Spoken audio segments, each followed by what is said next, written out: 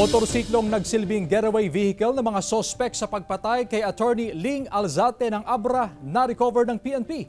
Tutukan sa ulat ni Ivy Hernando.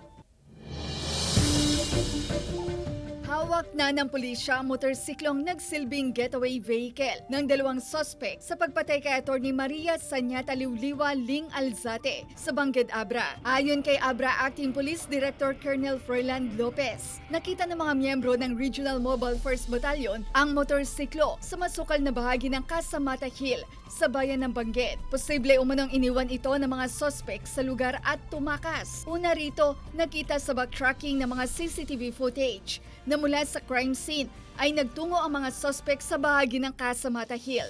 Inaalam na ng mga otoridad ang may-ari ng motorsiklo. Malaking tulong daw ang pag-recover sa motorsiklo upang malaman ang pagkakakilanlan ng mga sospek. Hanggang ngayon ay patuloy ang investigasyon ng Special Investigation Task Group Alzate sa pangunahing motibo sa insidente. Hindi pa rin umano malinaw, pero isa sa tinitignang anggulo ay ang propesyon niya bilang isang abogado. Naglabas na ng 100,000 pesos na reward money ang Abra Police para sa pagkakakilanlan ng mga sospek. Ang unang sinners nila, tinignan nila yung mga kabahayan. Kung may motor na kapark, na gano'n ang description. Pero wala. So sabi ko, you search the whole, yung bundok. Samantala, sa naunang pahayag ng Police Provincial Office, kaugnay sa kaso ng pagpaslang kay Attorney Alzate, hindi raw nagawang habulin ng police mobile ang dalawang sospek na sakay na motorsiklo dahil umano sa masikip na kalsada at trapiko.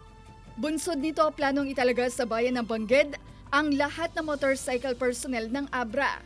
Inirecall ko lahat yung ating mga motorcycle